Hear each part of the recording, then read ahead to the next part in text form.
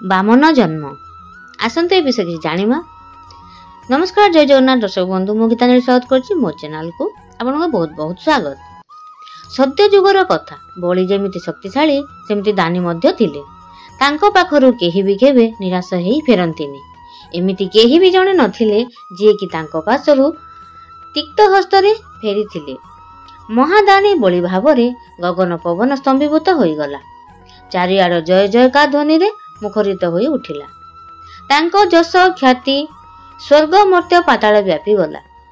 ସ୍ୱର୍ଗର ଦେବତା ଇନ୍ଦ୍ରଙ୍କ ସହିତ ପିତାମହ ବ୍ରହ୍ମା ଓ ଶିବ ମଧ୍ୟ ବିଚଳିତ ହୋଇଗଲେ। କାହିଁକି ନା ସମସ୍ତଙ୍କର ଭୟ ଥିଲା ନିଜ ନିଜର ପଦବୀ ଯେମିତି ଦୈତ୍ୟରାଜ ବଳି ହାତକୁ ନ ଯାଉ। ନିଜର ଆସନ ଚାଲିଯିବା ଭୟରେ ସେମାନେ କ୍ଷୀରସାଗର ବିହାରୀ ଚତୁର୍ଦ୍ଧାମୂରତି ଭଗବାନ ବିଷ୍ଣୁଙ୍କ ପାଖରେ ପହଞ୍ଚିଗଲେ। ଭଗବାନ ବିଷ୍ଣୁ ଅନନ୍ତ ଶୟନ ତେଜି ସବୁ ଦେବତାଙ୍କୁ ଆଶ୍ୱାସନା ଦେଇ କହିଲେ, ତୁମମାନେ ଆଦୌ ଭୟଭୀତ ହୁଅ ନାହିଁ। ନା ସେ ଇନ୍ଦ୍ରପଦ ନେଇପାରିବ, ନା ବ୍ରହ୍ମପଦ, ନା କପିଳାସପୁର। ତୁମେମାନେ ନିଜ ନିଜ ସ୍ଥାନକୁ ନିର୍ଭୟରେ ଯାଅ, ମୁଁ ତାର ପ୍ରତିକାର କରୁଛି। ଏହା ଶୁଣି ସର୍ବଦେବ ନିଜ ନିଜ ସ୍ଥାନକୁ ଫେରିଗଲେ। ଭଗବାନ ବିଷ୍ଣୁ ନିଜ ରୂପ ତ୍ୟାଗ କରି ଏକ ବାମନ ରୂପ ଧାରଣ କଲେ।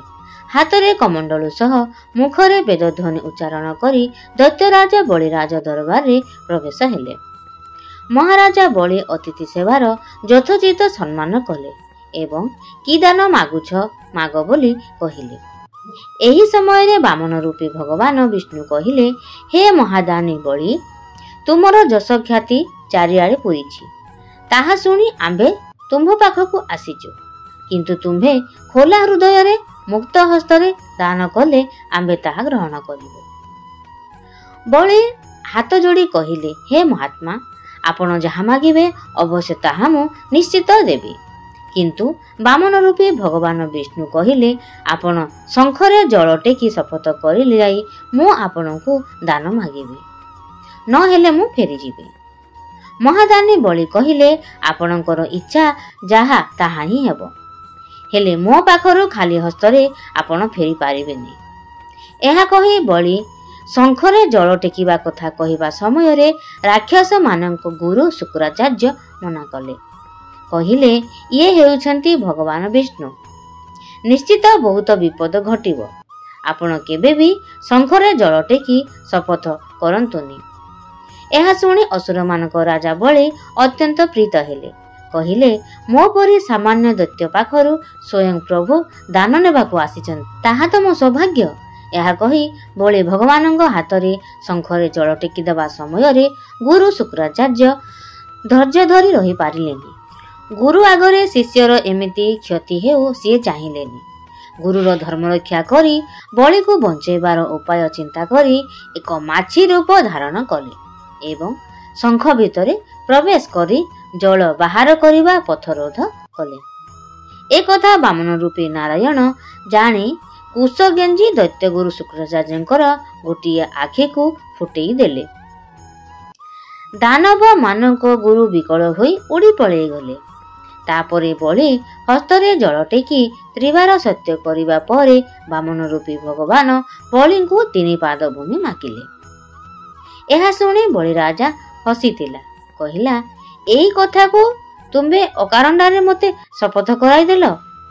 ଏହି ବ୍ୟତୀତ ତୁମ୍ଭେ ମୋତେ ଆଉ କିଛି ମାଗ। ବାମନ ରୂପୀ ଭଗବାନ କହିଲେ, ମୋର କେବଳ 3 ପାଦ ଭୂମି ଦରକାର, ଆଉ କିଛି ମୋର ଲୋଡ଼ା ନାହିଁ। କେବଳ ମୋ ପାଦରେ 3 ପାଦ ଭୂମି ଦରକାର। ଏହା ଶୁଣି ବଳି ରାଜା କହିଲେ, ଠିକ ଅଛି, ତାହେଲେ 3 ପାଦ ଭୂମି ଦେବାକୁ ମୁଁ ପ୍ରସ୍ତୁତ। ଏହା ଶୁଣି ବାମନ ରୂପୀ ଭଗବାନ ପ୍ରଥମ ପାଦରେ ସ୍ୱର୍ଗପୁର ନେଲେ, ଦ୍ୱିତୀୟ ପାଦରେ ମର୍ତ୍ତ୍ୟପୁର ନେଲେ।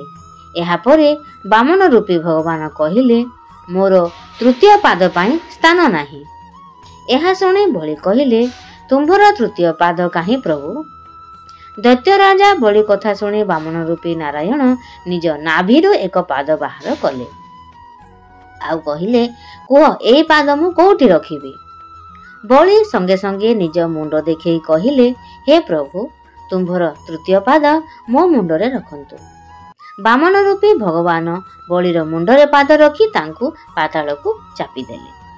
ସେହି ଦିନଠାରୁ ବଳି ପାତାଳପୁରର ରାଜା ହେଲେ। କେବଳ ଦାନବ ରାଜା ବଳି ପାଇଁ ପ୍ରଭୁ ନାରାୟଣ ବାମନ ଅବତାର ନେଇଥିଲେ। ବାମନ ଅବତାର ଭଗବାନ ବିଷ୍ଣୁଙ୍କ ପଞ୍ଚମ ଅବତାର। ବାମନ ଅବତାର ତ୍ରେତୟା ଯୁଗର ପ୍ରଥମ ଅବତାର ମଧ୍ୟ। କାରଣ ପୁରାଣରେ ବର୍ଣ୍ଣିତ ଅନୁଯାୟୀ ଭଗବାନ ବିଷ୍ଣୁ ଆକାଶରେ ଭଗବାନ ଇନ୍ଦ୍ରଙ୍କ ଶକ୍ତିକୁ ପୁନଃସ୍ଥାପନ କରିବା ପାଇଁ ବାମନ ଅବତାର ଧାରଣ କରି ଅବତରିତ ହୋଇଥିଲେ। ଯେପରି ରାଜା ବଳିଙ୍କ ଯଜ୍ଞରେ ବାମନ ଅବତାର ଧାରଣ କରି ଅବତରିତ ହୋଇଥିଲେ। ଆପଣଙ୍କୁ ବହୁତ ବହୁତ ଧନ୍ୟବାଦ ଭିଡ଼ିଓଟିକୁ ଶେଷ ପର୍ଯ୍ୟନ୍ତ ଦେଖିଥିବାରୁ।